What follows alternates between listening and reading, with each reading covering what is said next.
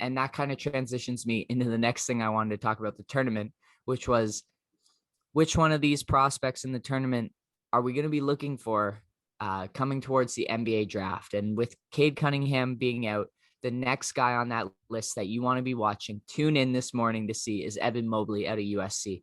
He was utterly dominant against Drake in their first round matchup, and he's going to have to be a big part of what they do if they want to move deep into this tournament.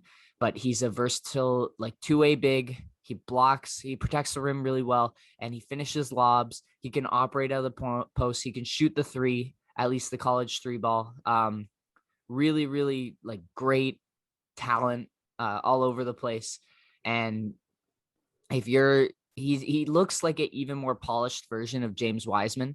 And so if you're NBA scouts, you've got to be salivating, because in the NBA, it feels like it's very guard driven, but those teams with the like elite two-way bigs, like an Anthony Davis, I guess you would call Kevin Durant, maybe because he's 7 feet tall, right?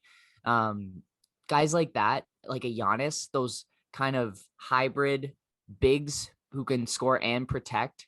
Evan Mobley, I don't know if he'll ever be as quick and dribble heavy as Giannis and a Kevin Durant, but he definitely has the tools to be almost like an Anthony Davis, where he can protect the paint for you, but also light it up on the offensive end.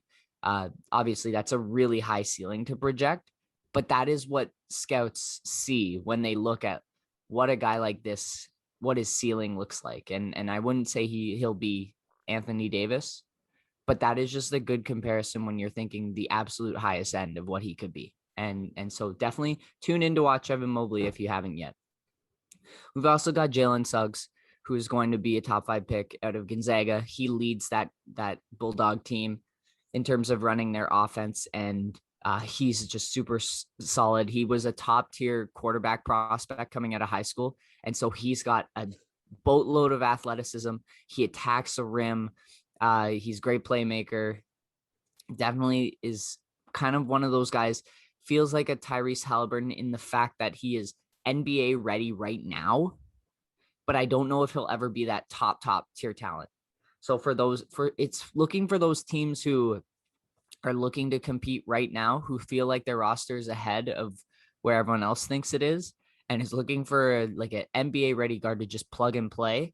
He's a great fit. And I don't know, you could think Minnesota is kind of thinking that way, where they have Karl-Anthony Towns and Edwards is taking a step forward, and they've got a couple of other pieces, and they feel like they're further along in their timeline than they actually are. Then this would be a great guy to plug in with that team, because he is ready to step on a court and produce, whereas some of these other guys might take longer to develop, but might have a higher end potential.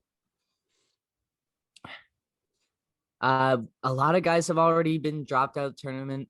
We've got Corey Kispert from Gonzaga, who looks to be kind of a dual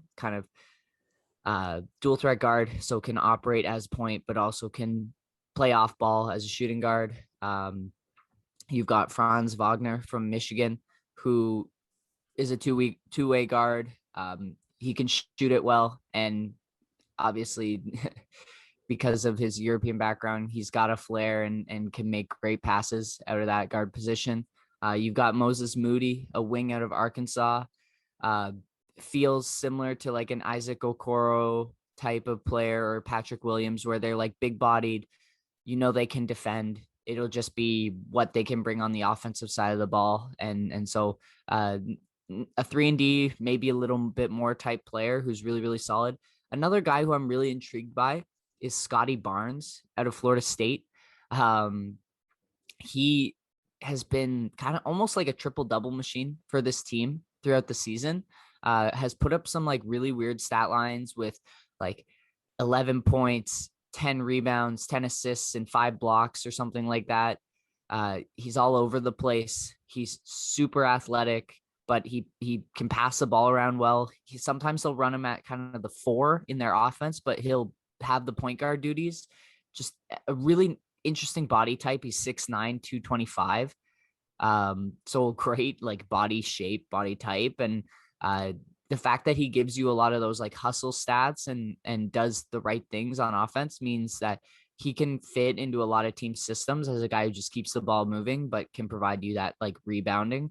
So it'll be interesting to see where he would fit in on a team in terms of positioning, if he's going to be more of a wing or if they'd put him at the guard position. Some of the comps I have here, like a Draymond Green, Pascal Siakam type, which pretty good ceiling for someone who you could get in the early teens in the draft.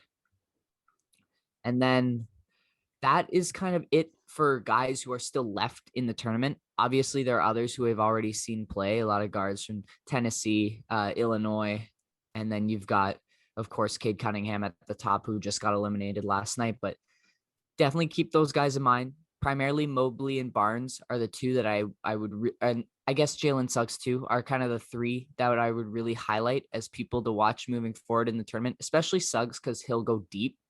I think he'll go deeper than those other two. But yeah, really, really fun tournament so far. And